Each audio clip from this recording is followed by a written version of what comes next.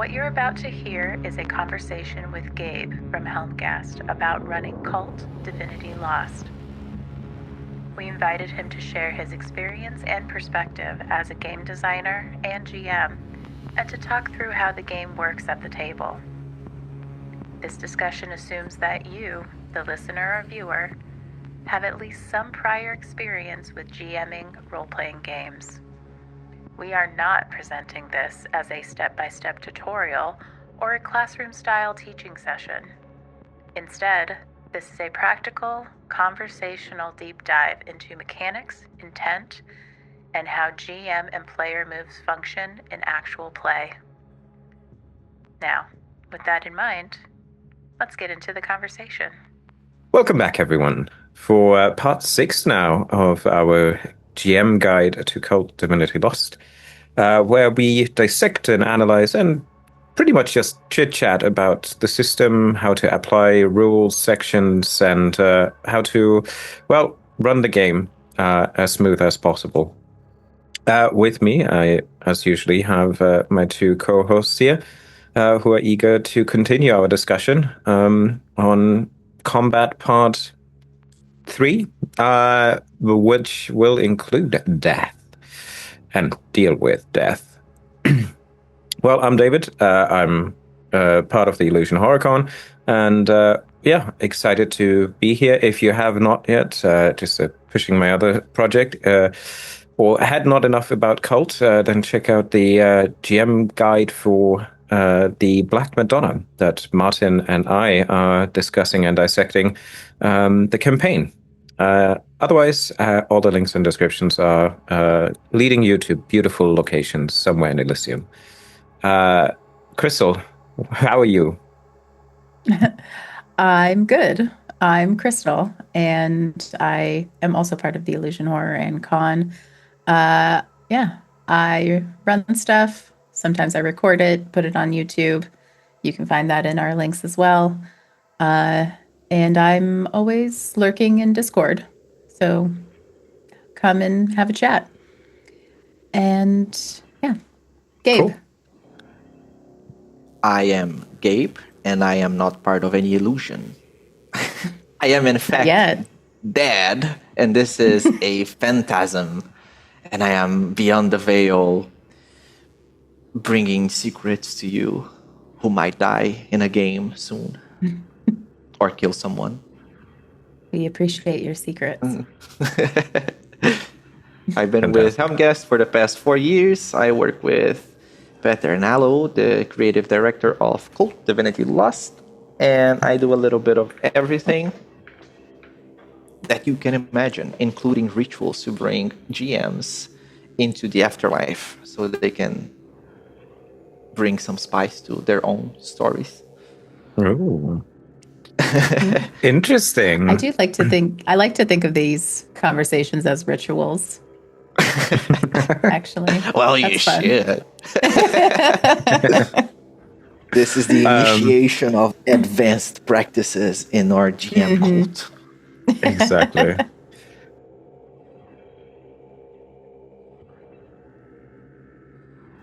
Last time we talked a bit about player versus player, managing pressure, and when to call for moves in combat, specifically how to maybe deal a bit with the downtime. Leaving us with probably the most important question. Is this it? Is death the end? Or what happens after? And is it just the beginning? It is just the beginning, actually. It is the tagline of Cult. Exactly. But most people are afraid of this because, it's an entire game that you can run just off of. You die. But before I begin my rambling, as usual, I want to ask you, have you ever played a dead character? A living dead character, a abomination, a revenant, children of the night, whatever. Yes, I have. I have played a revenant.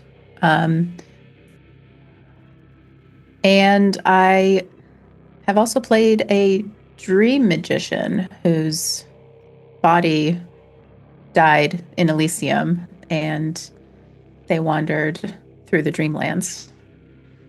That's nice. Yeah, it was a lot of fun. It was in David's Black Madonna game, actually, Nice. which he's talking about. Shameless plug in the YouTube. Fantastic. Yeah. I actually have played A Living Dead as well, and I just needed to look up the name. Right. In another shameless plug, that you can look where Crystal and I actually play, in Slaves from Hell. That was the intro scenario for the Kickstarter a year ago. I'm not really sure, but we'll link the actual play down below. Run by our third member, Ryan, and yeah, it was quite an interesting, unique experience. Very, very fun to play. And otherwise, I don't really play that often anymore. I rather run the games, so like I don't think I can count the number of times I played Cult. Probably easier than the numbers that I ran it. Really good, really good. I have not, because I'm mostly GM, but I have killed plenty of player characters at the start and middle of campaigns and anywhere in between, and have had full campaigns of dead people and undead people and people coming back from the dead and returning to the afterlife and all of the good stuff, including NPCs. So I think I have the credentials to speak about this. But this is a warning, this does not bring systems into it other than you die.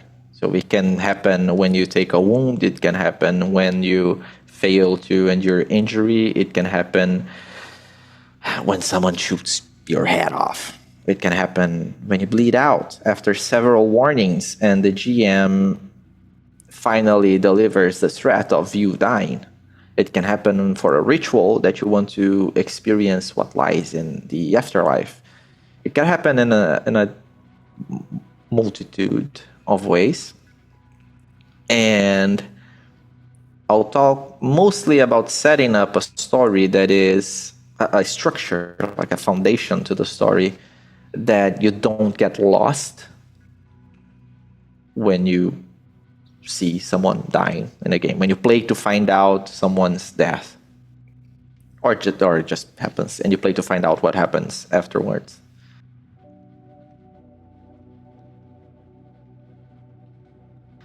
So the idea here is that you, as the GM, somewhere in the setup of the campaign, you have to make a choice of what kinds of themes you want to tackle, and this includes the higher powers that are at play. And I say this because it's easy for us as GMs, because we have such a vast world to explore, that we want to engage with every higher power, every Archon, every Death Angel, every Borderland, every magical effect. But what this means is that the atmosphere and implications and potential threats of the game become so diluted and so varied that you have too much to pull from in critical moments such as death. And this brings you to analysis paralysis, or even fear of death happening because you don't know how to handle it.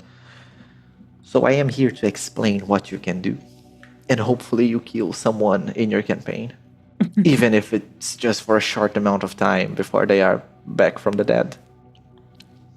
So we're going to tackle realm by realm, higher power by higher power. And I want to ask David and Crystal, what's your favorite realm between Inferno, Metropolis, Gaia, and the Underworld? And later we'll talk about the Borderlands. No question for me, Underworld. Underworld is my favorite.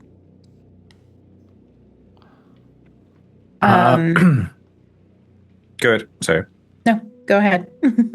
I don't think I can say that as quickly. If you were to die, where would your soul go? Where would my soul go? If that concept would be By way true. of affinity, not because you deserve. I think, yeah, it would be somewhere.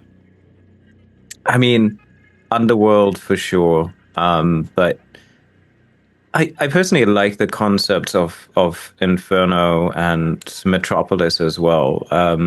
I've not had too much exposure. I just recently started to include Metropolis a bit more fluently into system into games I'm running, because I feel like it's a much more interesting and unique way than just Dante's Inferno. But yeah, I don't know. I would Okay. say each of the realm is good for a specific type and specific story you want to tell. And I have just too many Your soul loved. splinters, and Yes, it's shared by the higher powers. Way to exactly. be Which is political about it. one thing that can happen, that's for sure. So we'll begin with the higher powers. So what happens is part of the illusion is death. Humans, we just meet physical death. That means that when our body dies, our soul drifts into the machinery of life and death and the illusion and rebirth. And what can happen is either you go to an oubliette, I think that's the spelling, of forgetfulness, which is under the archons in the realm. Your soul drifts to Metropolis, and there you are kept in captivity, losing your memories. So you play through important memories that make up your identity, and they simply vanish. You see them being distorted and missing the details and missing people and missing everything until there's nothing left, and then you are born again. The other thing that can happen is you drift to Inferno, to an oubliette of suffering, which is the realm of the death angels. So same thing happens. Your soul gets to the Black Citadels, and you experience untold suffering. You're put through. It's your soul is tortured. You physically lose memories by way of skinning, being punched and harmed, and think Hellraiser, sort of. And within the realm of the death angels, you can also drift towards a purgatory. And what purgatories are, they are nightmare cycles relating to your guilt and shame and regrets. And it's not sinning. You're not a sinner, though the book uses this term for ease of understanding of painting the picture. But you are a sinner of sorts. It just calls to you. You can be a horrible person that is brought to suffer because you are so lustful and so abusive that you get to experience some of the torture you put others through because you fall under the death angels, as opposed to going to an oubliette of forgetfulness where you would fall under the influence of an archon for most of your life, and that's where you go. So for the death angels, you are an extreme person, or at least full of guilt, shame, regret, despair. You are miserable. You are a tragic person, and you just suffer more in the afterlife. But purgatory is you cycle through the same abuse. It's almost the same thing over and over and over and over and over and over. And we have an example, or one or two examples in the core rules. In the Illusion and the Borderlands, we have, I think, 4 or 5 of them. And they are closer to the illusion, to Elysium, in the way that we can sense purgatories easily. We can sense that a house might be haunted. The attic in the first Hellraiser movie, or the Hellbound Heart, if you were to read that, is an entrance of sorts. It's in the borderlands of a purgatory, for example.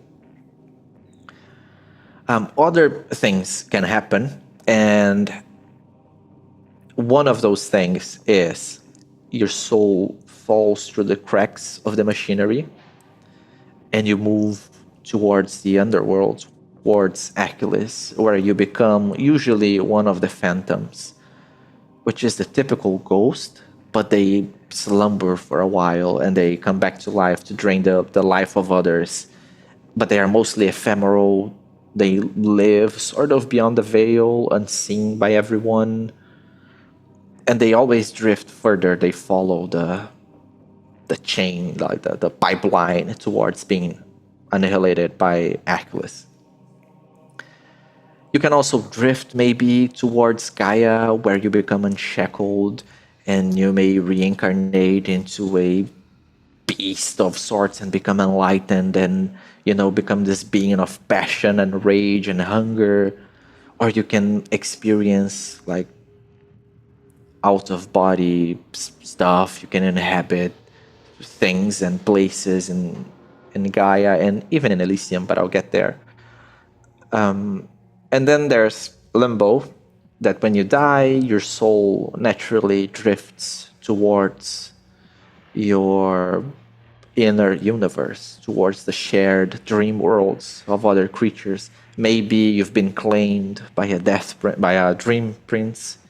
Maybe you've been grown. Maybe you have such deep ties to certain memories and certain dream worlds that you just go there, and if you don't get reincarnated, you move away from the cycle of life and death. Or you can be trapped in the borderlands of death, which may happen naturally in some places because the illusion has failed. Or you're taken there by madness and passion, or you're just so tied to the dream that you're in the borderlands of dreams and you just don't die.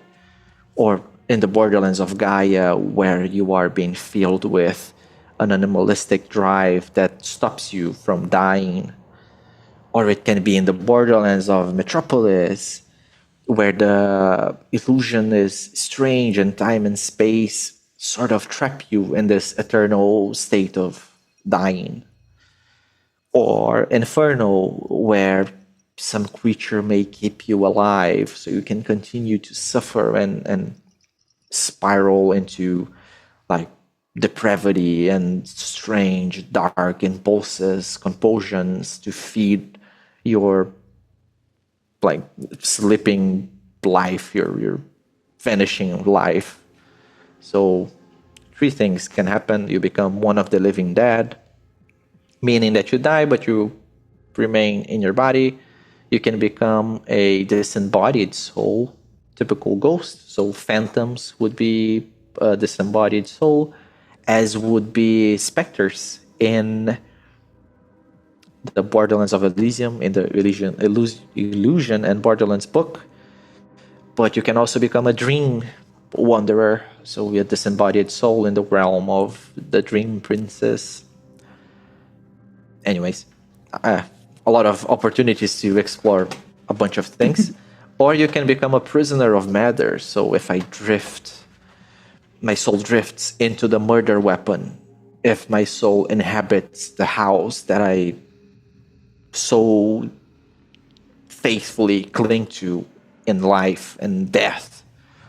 Or I can become assembled into an artifact by the hands of a skillful magician, and my divine power is harvested to empower the artifact. So 3 things, and this is a different state of existence. How do you roleplay someone that is part of a house? I don't know. It's up to you, I guess. But someone that is a murder weapon, there's different things you can do here. But realm by realm, we begin with a story set in and around Metropolis, so in its borderlands. Your soul can die, can drift towards the oubliettes, for example, but if you want to keep the character active in the story, it might just be that you make them one of the living dead and they don't know, or they know. And you have to choose whether their body will continue to wither and decompose, and whether others see the character as a dead man walking or not. And the living dead, usually, I'd say almost always, if they are somewhat aware of their death, but I think sleepers also fall on this.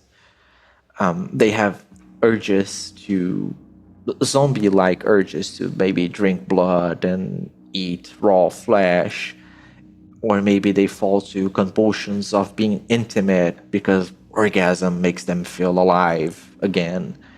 But they just grow numb and even more numb in this state, unless they sate one of those cravings. You can turn this into a later revelation, have a character glimpse through the illusion and see barbed wire around their neck and the wounds from the gunshots that have never healed. And now it makes sense why their hands are so sweaty. That's because it's blood.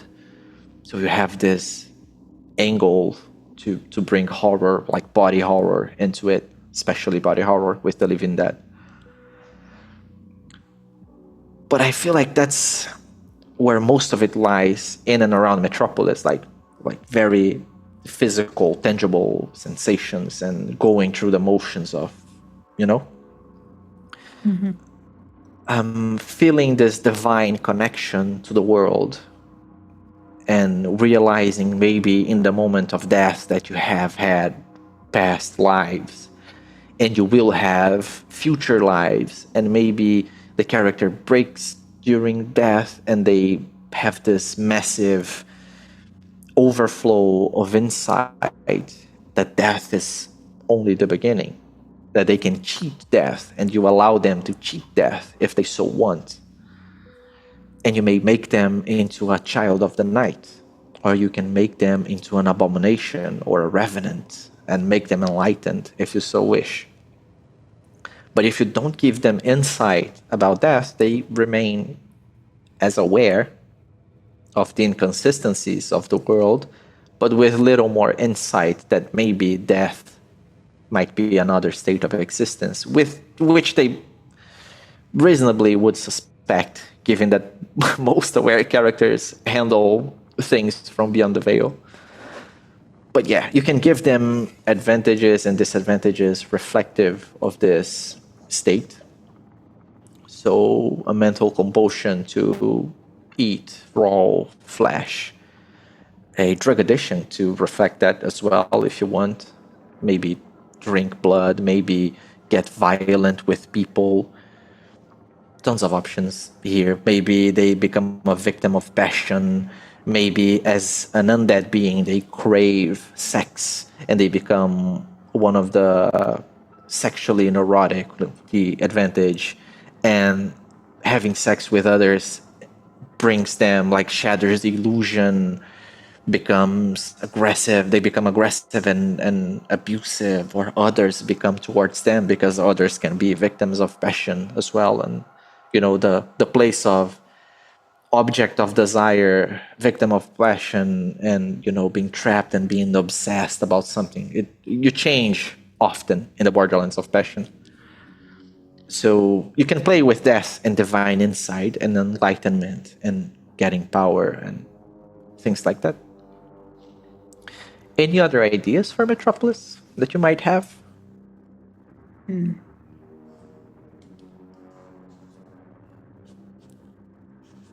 Hello? I'm thinking, do you have one, David?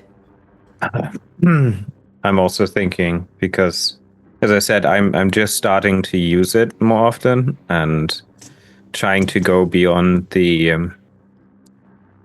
I think, I'm learning myself even how to distinguish properly Borderland, Metropolis, and kind of all these elements to kind of the cohesive, descriptive narrative in game. So how to describe them properly to distinguish while running a game. So I don't know if I have anything more to add than Gabe already said. I do wonder, despite the fact that Kult does have a pretty definitive lore, I think a lot of GMs potentially want to create their own version of like a Metropolis death, a Metropolis, version of Death is Only Beginning, their own interpretation of it. Is there a way that they can think about it as far as like, can they think about it anyway, or is that leaving too much variety for? Yeah, I guess you can invent anything you want. I guess that there's no hard and fast rule. I think you just do what's nice, and if you'd like to try something else at another time, you can just try something else at another time. Yeah. But for Metropolis, I'd say that most of it would be, if you really want to bring Metropolis into the game, you have chosen Metropolis and its Borderlands as the core thing. I think you already want to play with visions into Divinity and, Awakening in a more controlled manner, at least, because you can have that in Inferno and other realms. But I guess with Metropolis, you become more... It's a more contained experience and not as tormenting, not as disturbing, at least, compared to others. So keeping around Divinity and Enlightenment would be, I guess, my go-to for new GMs. I just thought of something. So if you have a player character die and their soul goes to the oblet of forgetfulness. But the process doesn't fully take hold, so they can come back as a different player character, but have still have the memories of the former one, and maybe that slowly starts to seep in more and more. You'd have to talk to your player as far as if they wanted to do it this way, but yeah, it would start to... the previous character would seep into the new character. And that's a good one. Yeah. We have in the Illusion and the Borderlands a memories of past lives advantage that does that. Yeah. But yeah, I think that's a good idea. And as we go into Inferno as well, like rebirth is a thing, like being reborn. It's up to you as a GM whether you enter the illusion as a baby. I think in the Illusion and the Borderlands, I didn't state it like that, but I've made it clear that sleepers, they just live a life like the NPCs you see in games. They do stuff, but they are mindless about it. They have their problems and their insights in the world and religions and all that, and practices and rites, and even occultists can be sleepers because they are embedded in lies, like, the Ouija thing, but that's right. that's not a guarantee. You talk to the dead, and the sex rites of famous occultists, that can just be a lie as well. Yeah. But it's up to you whether they spawn as babies in this world or not. Because it might just be that when you snap out of the sleep, you realize that the people around you, they make no sense. They speak gibberish all the time, and they move out of their houses and just walk around the block for 6 hours without realizing. So, and they get back home and say, "Oh, I've been to work," and they have cash in their accounts by the end of the week or month or whatever. So, or they just simply vanish. You follow them and they turn a corner and vanish. It can be that experience with sleepers in the illusion. And it can also be an experience to be reborn in the illusion, just awakening, like snapping out of it, coming to your senses as you are working in a cubicle in the office, and you open your eyes and you realize, oh, I was dead just now. I kind of feel like I've had that experience before. Yeah. and and it might be a thing. It might just be what you're after. Maybe you die in the combat and you wake up in the office next morning and you realize that you've been dead for some time now. But if you've also in this lifetime have been placed into this office cubicle and you don't leave. You just don't leave. Day and night, you just like Severance, like awakening your Audi or Innie. The TV show for those that don't know. So yeah, that's a good idea of merging characters between lives. That's really nice.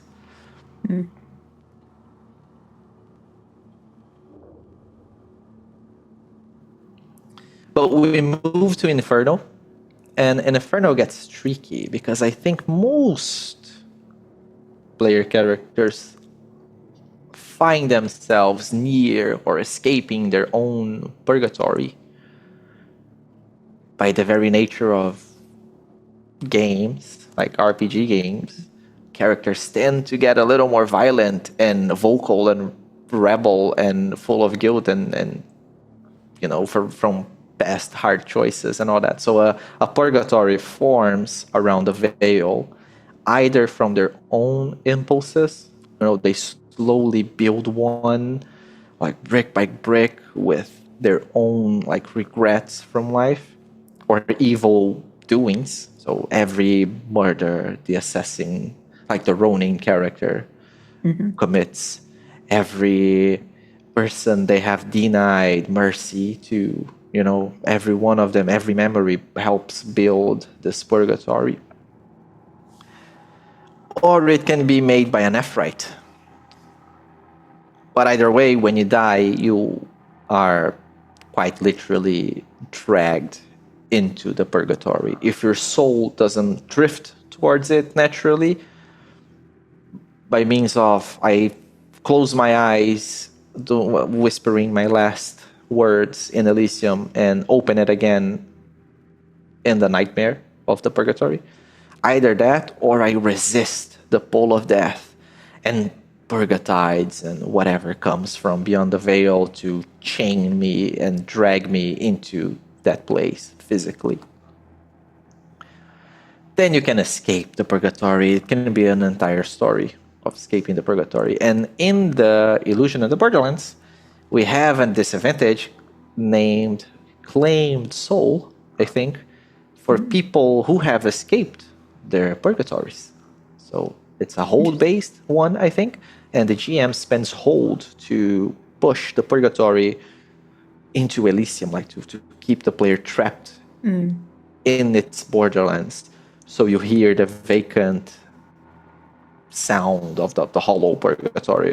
You will listen to someone dragging chains and calling your name.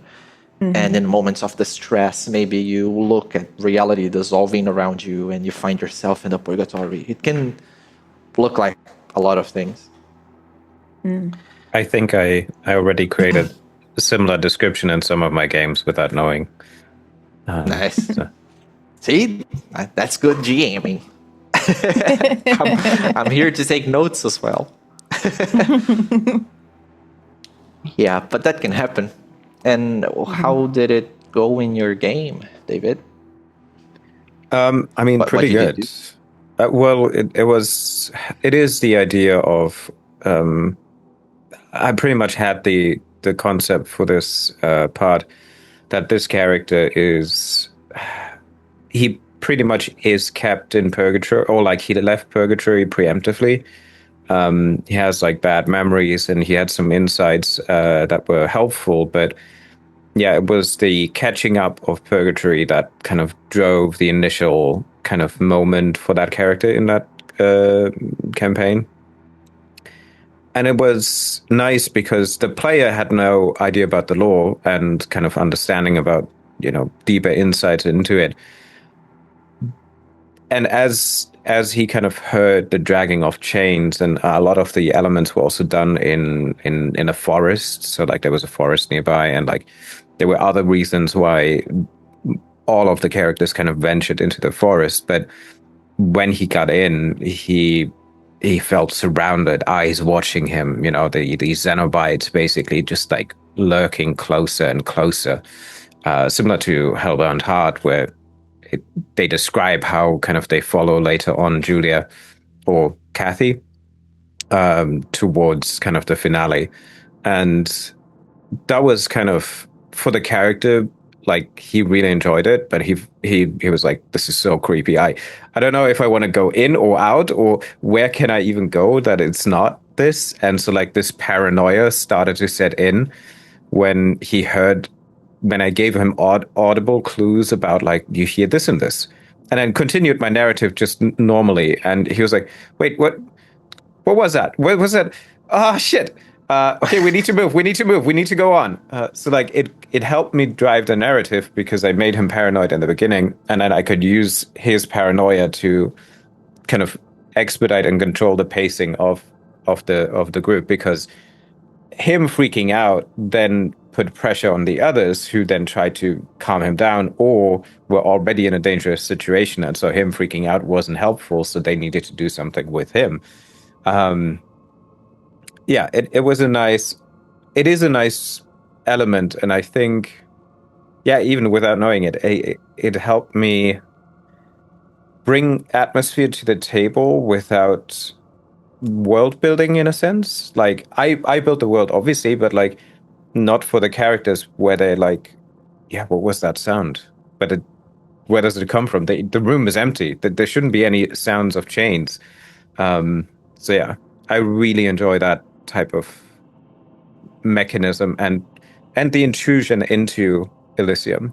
So like that there's just always the possibility that wherever the veil is thin, or even in any location, if the Cenobite want their prey, they will get their prey. Nice. I like the idea of purgatories specifically. Not so much as in like playing through them, because it is a cycle, so it gets repetitive. But the torture inside of the purgatory is so disturbingly personal to the character that you have the opportunity as a GM to play with symbolism and the passage of time. So you can cut between descriptions, like flashes of insight into this torture, and describe like further and further and further into the timeline, at least, of the purgatory. So you can say that the character has died in Elysium, in the waking world, as we also put it. But as soon as the character opens up his eyes beyond the veil, you begin with, this is the 100th time you're made to stab yourself, and you can cut through, and this is the 1,000th time, this is the 1,000,000th, and this is the 1,000,000th time, and you've been here for so many lifetimes that you've lost track, and all you can see is your friends' dreams hovering outside the window, and they call for you. You feel their grief, but every time you're just driven just by the window to look into those dreams and try to reach out, but then you're killed again, and then you have to find your way through the labyrinth again, where you find the window again, and then you die again. So you can play with what brings emotions, like hard emotions specifically, like troublesome, difficult emotions into the character, and torture the character for a little bit. Yeah. And it's easy, like feeling ashamed of what someone might think. So maybe David and Crystal, they had this final confrontation with the rest side, but rest side managed to kill David that was already injured. And now David feels the regret of not staying in the hospital, and now Crystal has to live with the aftermath of the encounter alone, and David's purgatory is always trying to get close to Crystal, but she always dies. And David himself doesn't die. He just becomes paralyzed at the sight of Crystal's death and just withers away and dies from sleep and sleep deprivation and hunger and thirst, because he cannot bring himself to act anymore. So it's the symbolism that gets to the character, and it's very personal and can be very disturbing. And the more disturbing you make it, the better. But thinking of what pulls the character's strings helps with, okay, David escaped the purgatory, but now the echoes of the purgatory are of Crystal's death over and over, because she's already like a phantasm of her, because it's the Nephrite that takes and Purgatites that take the form of torturers and whatever. So there's an expression of the Nephrite in the purgatory as Crystal being killed by another expression of the same Nephrite. And David will be dreaming of it. David might be, for example, he escaped the purgatory and is now with Crystal, but they have to venture into an abandoned facility, and they have to divide to get clues as fast as they can. But David gets alone in the dark, and he hears Crystal screaming, and now he doesn't know if it's an echo from the purgatory or actually Crystal screaming.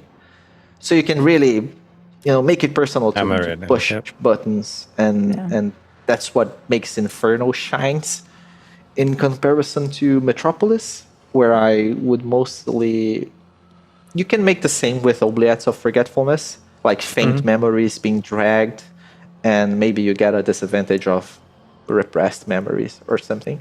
There's a similar thing in the Illusion and the Borderlands as well. But for Inferno, it's the torture is intentional.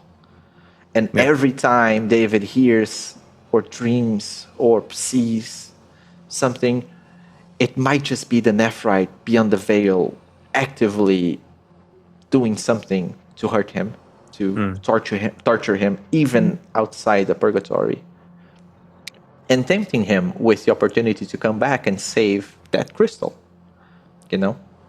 because that might just be Crystal after her death.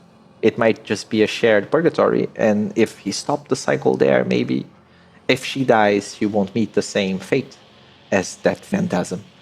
So a lot to play with. Really, really, and that's a whole campaign. If you look at it, you've dealt with the rest side, that one campaign or that part of the campaign ended, but now death is only the beginning, and you have this fuck-ass Nephrite to deal with, and this purgatory to escape and destroy, and maybe find a better afterlife elsewhere, or not die. Just don't die. Just don't die. Which I'm also just pulling in another shameless plug, but Matt Sanderson's Agglutination that we also played through is a beautiful kind of imagery about how this could go once in Purgatory. So we'll link that one below as well. And maybe gives you some inspiration on that. That's one very atypical... So for those that don't know, it's part of Broken Reflections. It's a scenario-ish horror starter in which you have a structure, but it's mostly up to you, the scenes that happen. It's about a power struggle between Nephrites. One is losing the battle, and its network of purgatories is being assembled into the other Nephrites' network of purgatories. And it's a bunch of mishmash worlds, like dreams and cycles, happening at once, and the ultimate power struggle, like, blooming at the end. It's atypical in the sense that it's more of a death maze that you survive, whereas the typical purgatory is you suffering, and just that. I kind of feel like a lot of people have, especially if they haven't read the lore, or maybe if they have a little bit of a misconception about Inferno in that it has to be hellish. It has to relate. It has to be it in has the to Christian relate, sense a hell. kind of, yeah. It has to be Dante's very, yeah. yeah.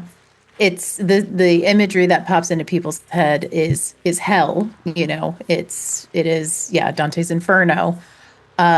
Or oftentimes it is like the Hellraiser hellish worlds that you get to see in the movies. And it's not that. It is the purgatories, and or it can be that, but it doesn't have to be that, rather. Yeah, you And have the Black Citadels, like Metropolis has yeah. citadels. And that's Yeah. like mountains of, like, sort of anthill, like mega structures and Right, right. lots of buildings and streets and all that. But I'd say Inferno is more like dark fantasy with a lot of torture and gore and devotion. Because the idea of Inferno is that those creatures, they are like, they are fervent in their suffering. So it's not just suffering for the sake of suffering. It's a sacrifice. It's a ceremony. So there is a lot of Christian elements because, that's part of it, I guess, of reality as we live in right now. So we will have cathedrals and you will have typical demonic creatures, but they are not like demons as we know it. They are more like tormentors and abusers and people that want to be tormented and abused. And they have societies of their own, probably. There's the clergies and rules and agendas and all that. But the idea that people need to understand is that the death angels, they don't want the end of the illusion. They want control of the illusion. So they want to turn the illusion more like Inferno, but you are still trapped. They might tempt you with insight on reality and enable you to perform some dark arts and maybe let you become enlightened as you continue to serve them. But their higher purpose is to keep us trapped. So even if you have control over the illusion, so you get power over death, you get power over madness and time and space. Even when that happens, you are still imprisoned through them. So you still have a lot of compulsions and a way of life that fuels their principle. And you spread their principle, you help expand their reach, and you become a servant, probably a very, very much vile, repulsive, disturbing person, such as it is, but you are still trapped. You are not divine, you're not a god. You're maybe within arm's reach of divinity long enough that you believe you can get it if you play by their rules a bit more. Still trapped. Just a different taste of it. And the borderlands of Inferno is a particular place that you find a lot of expressions of this devotion, and it's a world of compulsion and human filth. And it's sometimes very, very, very difficult to say whether someone is evil in the very sense of evil, someone that likes to torture people, a sadist, and a terrible murder rapist, someone that really is unexcusable. It's sometimes very difficult to say whether they do it because they're human and have those impulses, or because Inferno or something inside Inferno makes them do it. And that is a line you can thread on and explore and see if it makes sense for your game. But it's difficult to say whether we call Inferno or Inferno calls us, and why, if we're evil before or not, Inferno gets into the picture. Most of the time, it's a little of both, like finds, one of the things that happens in the Borderlands of Inferno is you find means to do what you want. So if you are an addict, you will find means to feed your addiction. If you are a vile murder rapist, inexcusable in all senses of the word, you will find means to do that. And there might just be some lackeys, some ages of Inferno that will clap as you do, that will help you to do that and will become your servants, because you are so wicked in your ways that you become crowned in one of the clergies. You become a saint. You become a leader, a commander. That's the idea of Inferno. So not suffering for the sake of suffering, but suffering to trap you. And death, escaping death, is or can be another way to trap you in this illusion of theirs. So you finally kill the Raside and you escape death. That's just so sweet. But the Raside will reform in Inferno, and you are trapped in the borderlands of death, and you will become filled with urges. So from the example of the other episode, you take the shot, you don't die. But now you're in the Death Angel's influence, and you will become one of the living dead, craving your own evil addictions. So that's one thing that can happen with Inferno. But I don't want to describe Inferno that much because it loses the mystique, and really it's super personal. But another thing that can happen is you are taken to an oubliette of suffering, and then it's just torture chambers in the Black Citadel where you experience the most sublime torture. But your memories will be taken from you, your identity will be erased, and you will be reborn. Even though you will go through stuff that you have never imagined. Your soul will be stretched over infinite machinery, and you feel the cogs nibbling at you. Every little nibble, a whisk of memory blowing away, and every whisk of memory becoming music to which people sing and dance to, So, you will become art. You will become... Your suffering will be unimaginable. Very cenobital, but that's the truth. And you'll like it, most likely. And if you like it enough, you will be crowned. Like yeah. Yeah, that's it for Inferno. I find Inferno nowadays to be my second favorite part of the world. My heart will always belong to Limbo, because I love dream and altered perception and consciousness. But I do have a strong liking for Inferno.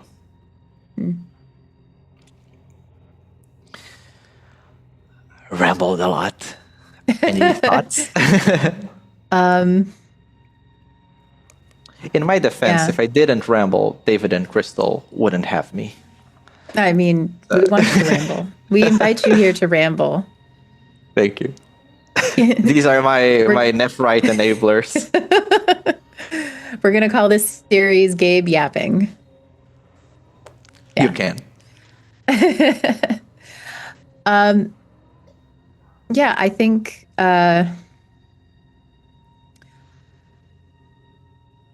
my earlier comment about the misconception of Inferno is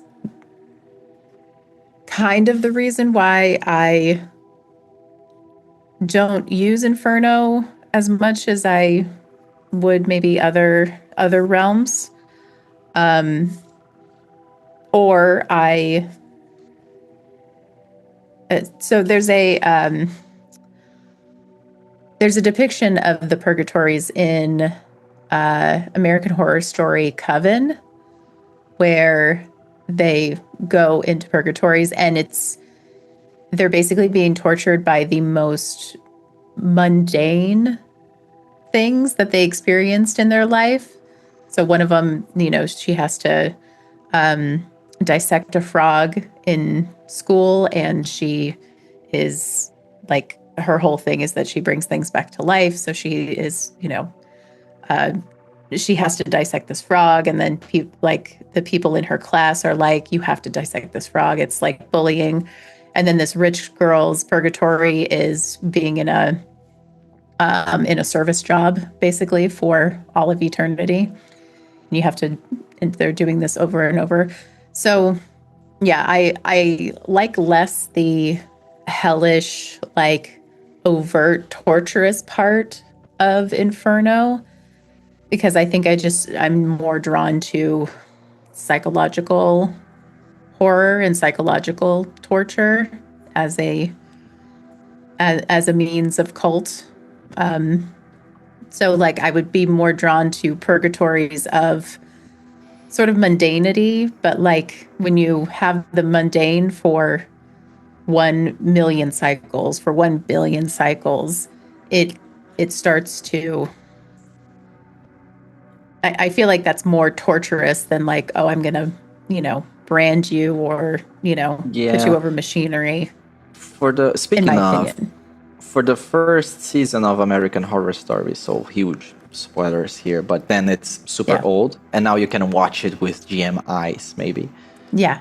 If I remember correctly, it's about a girl realizing that she is dead and she cannot leave the house or something like that.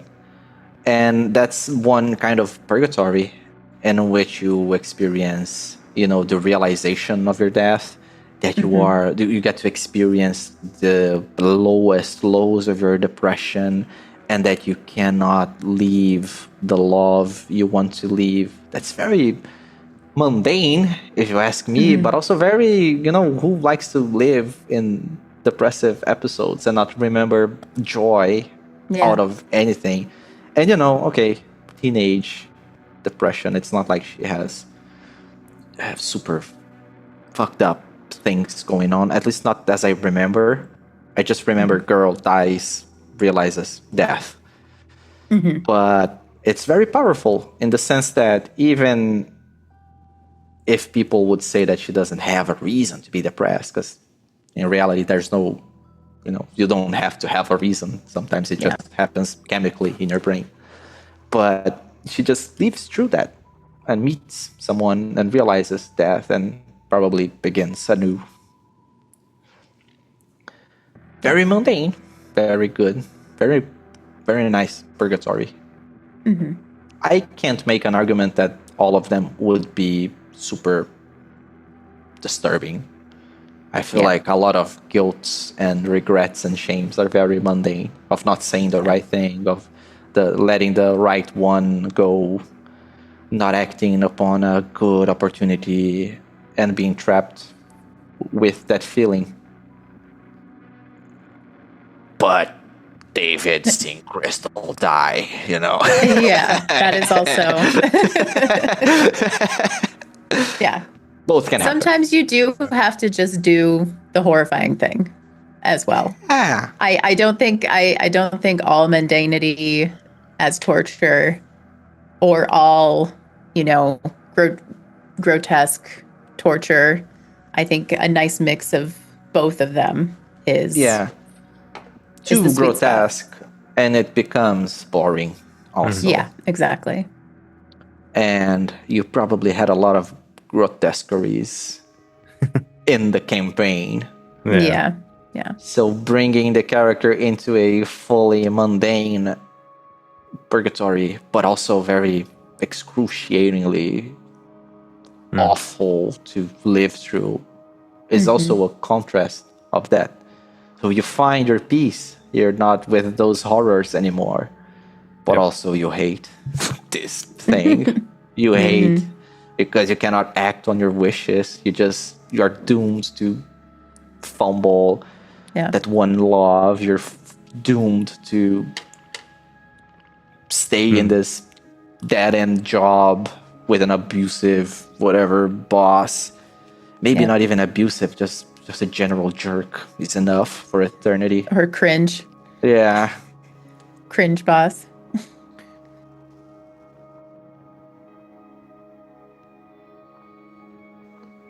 I actually would like to kind of continue beyond death, as we talk now pretty much in detail about what happens in purgatory, the different realms and so forth. But bringing people back, returning to Elysium and kind of returning them into the game narrative. Because what I also did in some of my games is like, well, if a character dies, like I do a brief segue and then describe his kind of turn and churning through purgatory and so forth, but then he's basically spit back out at a degree that he can continue with the other stories, because it can be difficult if you have a narrative or campaign story that you want to go through and then one character dies but like 3 others would continue, for example, and then you have to run these 2 separate events. So maybe what are maybe at some a good higher example? at a higher level, and I will use this for Inferno specifically, but there's an argument to use it everywhere else. But for Inferno, because that's metal, I think.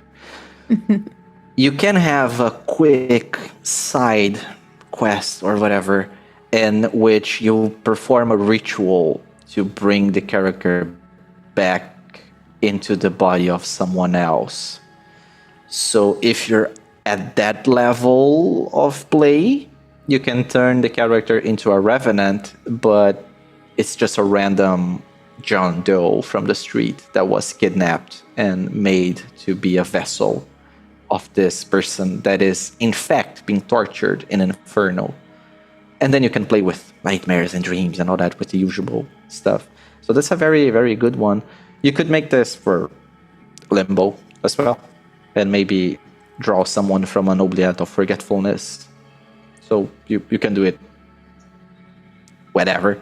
But I think for Inferno, it feels very, very It's a character who just robbed someone's life, someone that will never go back to their parents and loved ones and family and job and passions, and it's just someone that got chosen at random to fulfill the agenda of Inferno, because now there's a revenant walking around and possibly spreading a principle and dreaming. Because one of the things that we wrote in the Illusion and the Borderlands, I think it was me actually, I don't know if it made the final cut, but here's the intent at least, and how I run things. The idea is that purgatories, they rub off on you, and the same goes for powers of Inferno, whereas other powers, they can be rather abrupt and their revelation. Inferno will rot things away in the sense that you sometimes, like most of the times, you don't even see you're in the borderlands of Inferno or being puppeteered by some dark force. It's just like acid on a photograph. It just slowly creeps in. And when you have a look at things, when you take a step back and see the entire picture, you're just so deep in it. You're just so bound by, despair and misery and tragedies. You're just so hooked by those forces that you don't even understand, but you sense them in your life because you're an aware character, So you can have a faint sense that someone's controlling everything. And it's a feeling similar to faith, if you ever felt that the sense that there's a higher being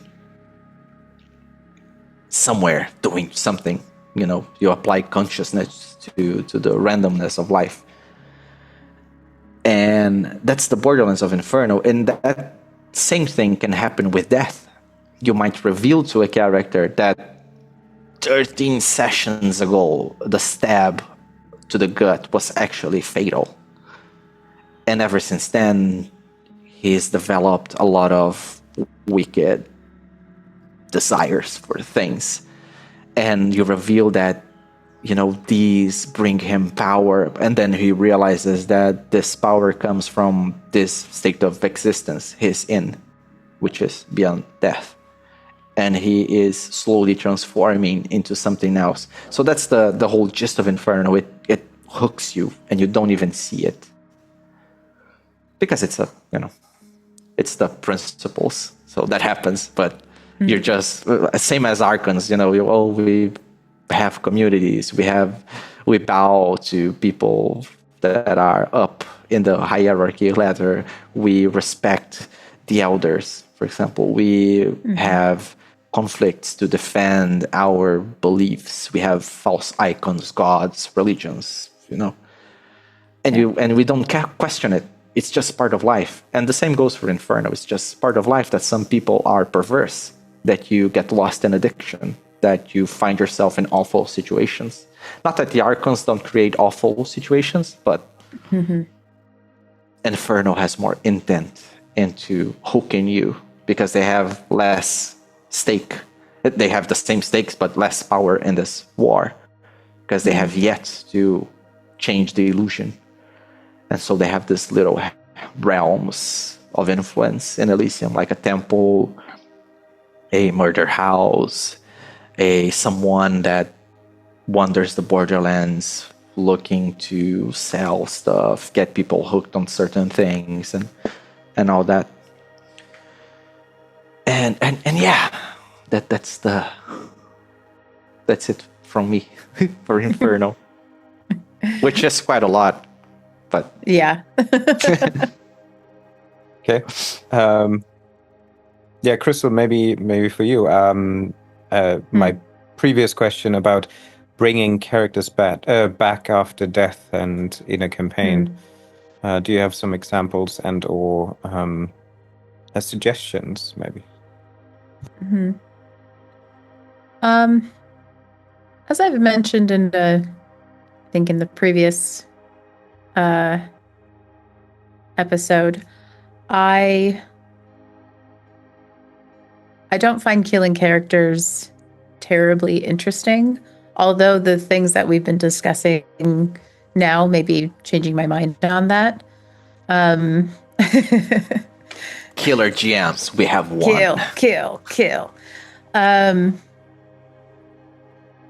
Because I do like the idea of bringing back characters who don't know that they've died, having them think about what has happened to them or having memories of what happened to them in whatever realm they happen to die in.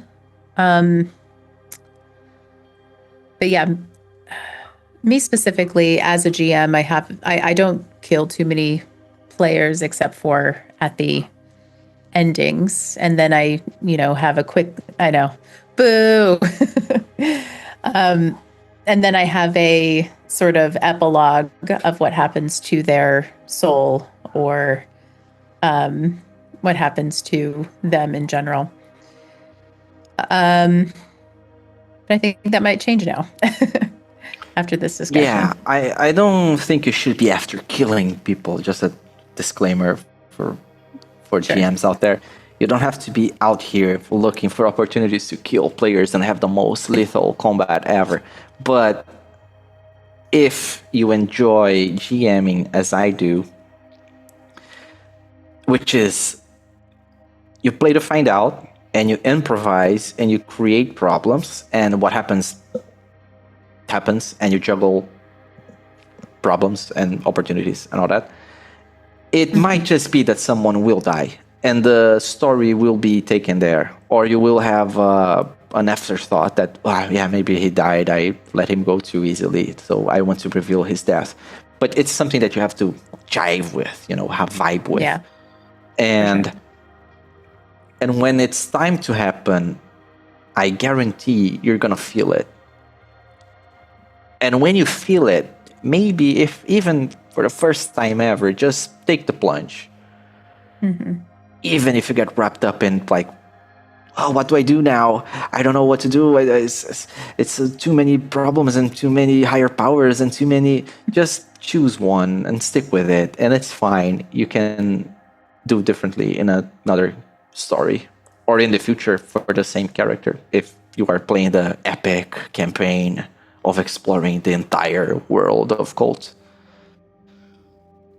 But just don't be afraid. That's my thing. Just do it. If you feel like it, just do it. Players, if you make it like cool enough, players will enjoy. I guarantee that everyone enjoys realizing that they are death. Even if at the time they feel a bit scared because, it's horror, and you might reveal it in a gruesome and disturbing way. Even if you let them play and have a stake in this and have a say in what happens and keep agency over other stuff, they will like it. They will enjoy telling others that they've played that one game where the character died and came back to life and it was super, fucked up and kept decomposing and had to sate strange hungers and perform a ritual so their body didn't wither completely and they became stuck and they become stuck to bones and prisoners of those bones.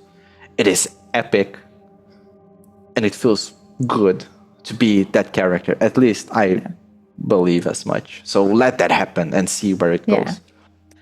I might also make the argument that you don't need to know exactly where or how the exact details of their death and coming back in the moment. I think you can just have a transition of like, there was a combat or conflict, or there was something that happened that caused the death. And then you have a scene where they are back and going about their life, or however you want to bring that back. I don't think you need to know in that moment. You can just kind of keep it going, especially if you're in the middle of a session or something. You can kind of keep it going and then introduce it later in your campaign or in your game, so that you're not, worrying about like, oh, I need to pick a higher power and a realm and blah, blah, blah. I'd say probably not, unless you have an idea off the top of your head. You could, if you don't know in that moment, just bring them back and see and let the story unfold. And then you can always, after the session, look into it and think about it and make a decision then when you have more time and space. But yeah, in the moment, you don't necessarily need to decide that. Yeah.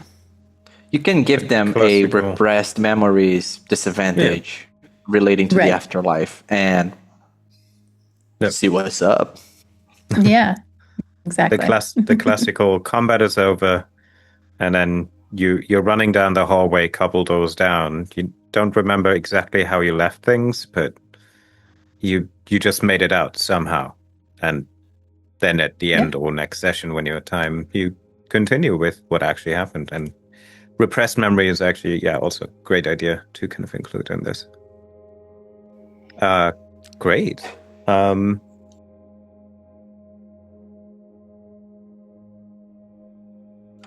Underworld. Yeah. Underworld. Underworld. Following That is a the good list of interest. that is a good transition. Just because we're going from realm to realm. Mm-hmm. The Underworld is a higher power of its own, detached from the principles. So the longer you stay in there, the more unshackled to the cycle of life and death and all that you become. But it has its own final, tragic, disturbing end to the story, which is Necklace, or the Abyss, or the Void. It's the very edge of reality, the vast, infinite blackness that just swallows you and turns you into cosmic dust, and you cease to be. It's not like you float in the Oblats of Forgetfulness. You float in this darkness and have dreams. In Eclis, you just vanish. It's like you never existed, right? Mm-hmm. Or it can be, there can be memories of you, most likely, but I've had some good endings to stories. And Through the Labyrinth, which is part of Broken Reflections, has a tip at the end that the story can end with the characters like retroactively erasing their story from Elysium, like their passage and memories of them, photographs, whatever. I don't know if it made the final cut. Maybe it did. Maybe it didn't. But now you know. But this is Eclis. She Who Waits Below brings others into the void to take this final plunge towards annihilation. And when you die in the underworld, it might just be that you become trapped in the subterranean labyrinths and you become a phantom if your soul like stops being shackled to the body. And it might be that you become one of the living dead walking towards Eclis, following the call of oblivion. Or it might be just about anything else. But the idea is that you become unshackled to the principles, and if you're focusing on the underworld, you don't want to play with purgatories and oubliettes all that much. Maybe you do, but if you're having that and only that, let players become phantoms, let players become one of the living dead, let players experience leaving their bodies and then coming back to it. There's the description of death in the underworld, in the Illusion and the Borderlands. And you can take a look at the Borderliners as well, because players have the chance of becoming one, at least at the initial stages where they cannot leave the underworld anymore. So they become feral, they become animalistic in the very sense of like they need to survive. But the borderliners of the underworld, they are more like reclusive and scared and weak. And then there are the shades, which you can read about in the book. But it's a step up of phantoms that have gained their corpus back by pledging allegiance or like serving Sathariel, the Death Angel. I think it's her. But they walk in groups and they have this, they have a new body, but they become servants of Inferno in the underworld. So take a look at that. It's one of the possibilities from Beyond Death. But I'd say it's mostly it, playing with darkness and resisting the call of just dying. So very depressive. Yeah, I think that's it. I don't remember using death in the underworld beyond... Oh, you can die to Kyrats and become assembled in their body. You become one of the choir of madness. walking flesh monstrosity. And maybe that's a full end to the character, I would say. I don't think anyone can survive that, but yeah. Probably not, no. You become one of the screaming heads. Yeah, I think that's it. Also because of the unshackledness, you can also sustain your life for longer. You can be trapped as a living dead for longer and don't even know. So you can walk around with a huge hole in your head and not even see that if the illusion is strong enough. Or maybe you do, and that's quite scary, that you cannot leave your body and die, but also be thankful that you are alive. But what happens then, you know? So different flavors of horror that you can bring away from the machinery of death and rebirth.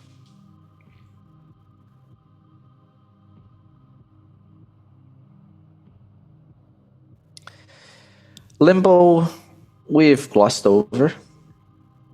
Character can die and become a dream wanderer, can become a dream being, can become a disembodied soul, a fleeting thought, maybe can become glued to someone's dream world. So David dies and now lives inside Crystal's inner universe. Lots of options. Truly terrifying.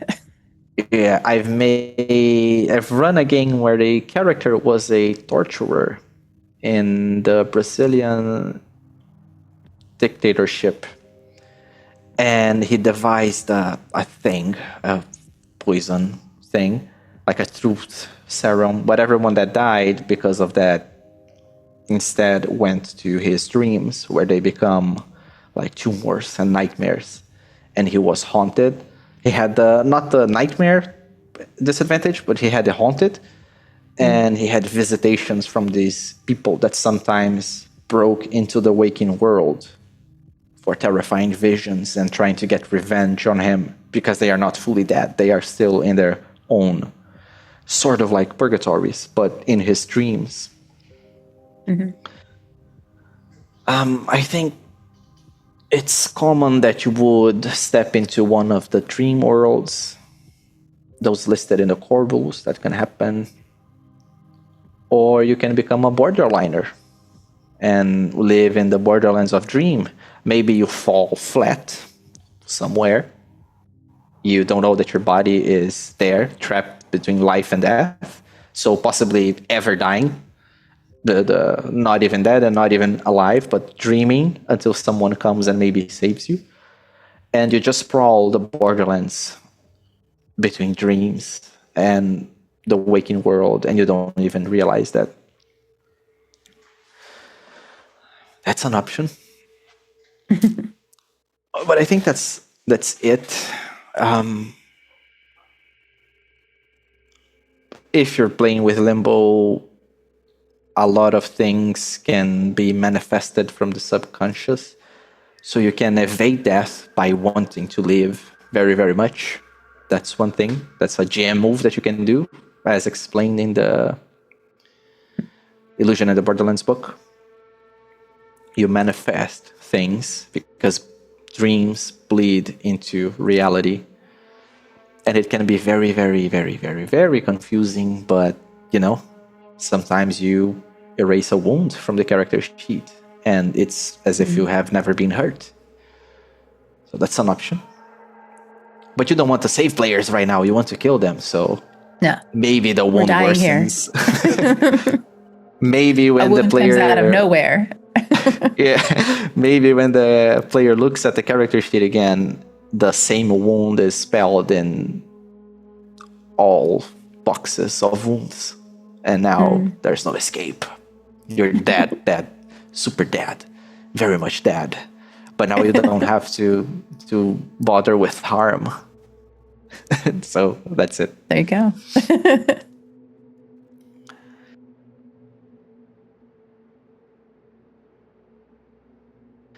And Gaia. Gaia is the ruthless wilderness that Malkuth made the Elysium from.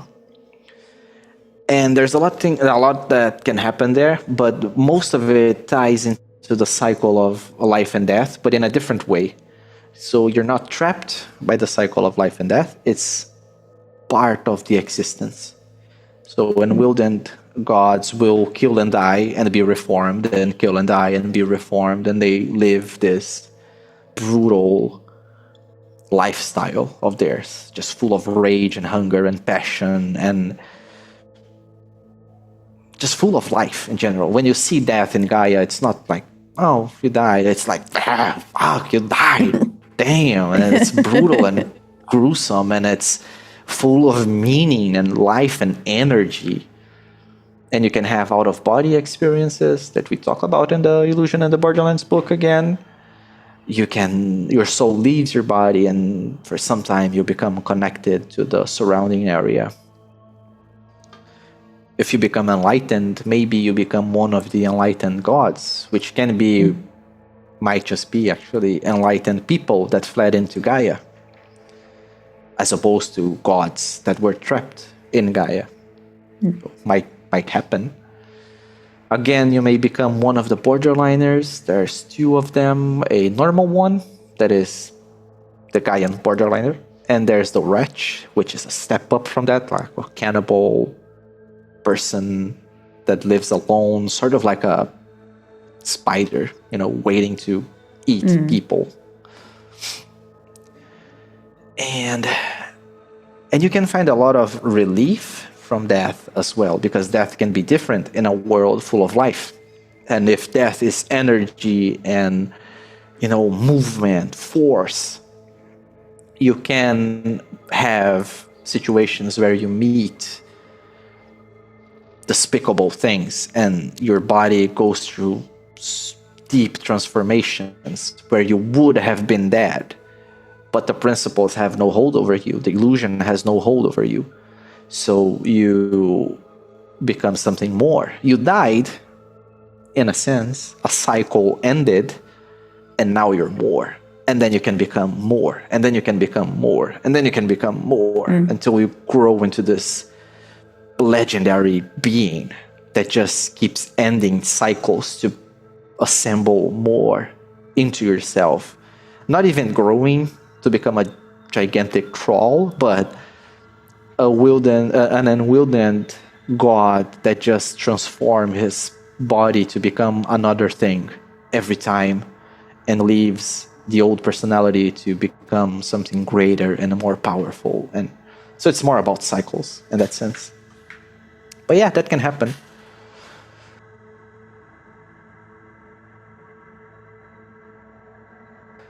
And I guess that's it. You just have to choose as a GM and go to the wall with it. Yeah. That's why I always say that you should pick one thing at the very start and try to keep the story contained around this one thing. So you have Inferno, and you know what death can look like in Inferno, and then you use that. If you really need that to happen, you use that. And if you want to kill player characters, just make sure everyone's on the same page. Everyone's willing to have their characters died and experience things. Just let them know it's a possibility. But once you choose it, keep to it. Just be truthful and honest about it. Kult is a game that relies a lot on honesty, in the sense of, I made this threat of death. I will deliver it if time comes. And I'm telling you right now, just don't put the characters in situations that they might die. Just roleplay in a way that feels a bit safer to you, but also don't deny possibilities to get into this, because that's part of the game that we're playing to find out what happens in. But that's the gist. Be honest about especially for Inferno, the things that we talked about. be honest about the suffering that can happen. Be honest about how personal it can be, and allow yourself and ask players to enable it and allow themselves to experience an honest tale that might be full of suffering, and it will be fine. I guess. And if it goes wrong, you can just try again at a later time and ask everyone to gently forget your fumble, and everyone will, so long as you buy them a pizza or whatever. bring some chips into the game in the next session. People are always forgiving when pizza's involved. I do. Yeah, I've talked a lot. Oh, I'll leave the stage for you now. I don't think there's any more to add. I think we had various great summaries and suggestions that we'll have highlighted in this video by now. So if you want to go back, you can switch between the sections and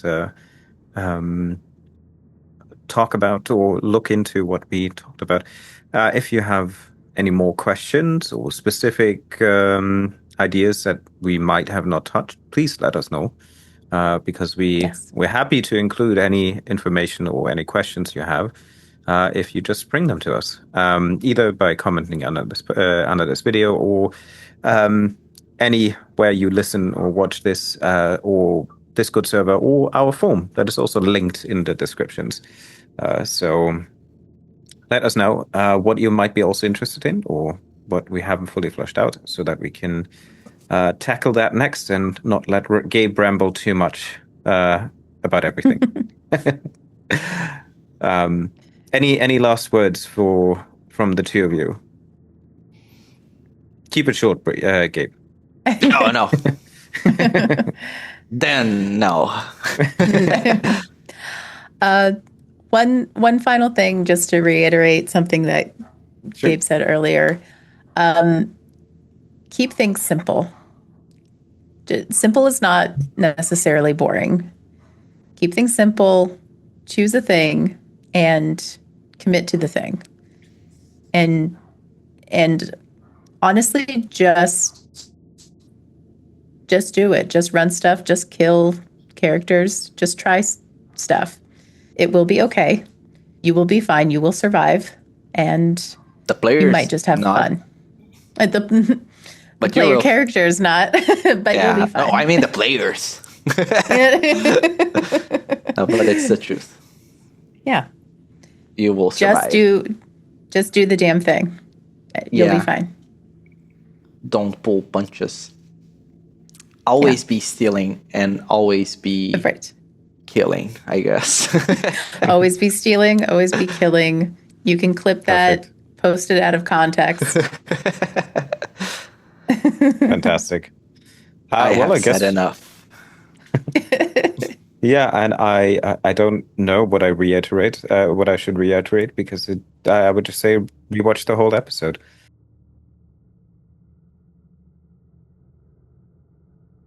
So yeah, in that case, I think we are done, but this is only the beginning of many more sections of Kult Divinity Lost, more facets of that rough diamond that we're carving here. So I think next time we'll continue combat and hopefully then also get to our example gameplay to kind of bring all together and see how actually the combat works under the eyes of our Herald Gabe, so that we have some application to all what we've discussed so far. With that, and you'll never hear from me again. Oh, no. Hopefully not. Wow. No, but we'll be using the Angel Crazy Owl. So if you're one episode away, take a look at it and think of stuff that you would do in a combat with it, and see if we do the same things. Maybe. Exactly. But you can use play along with us. Yeah, you can use its stat block in your in the safety of your home. Fantastic. Cool. With that, I would say have a good one and see you for the next one. Thanks, everyone.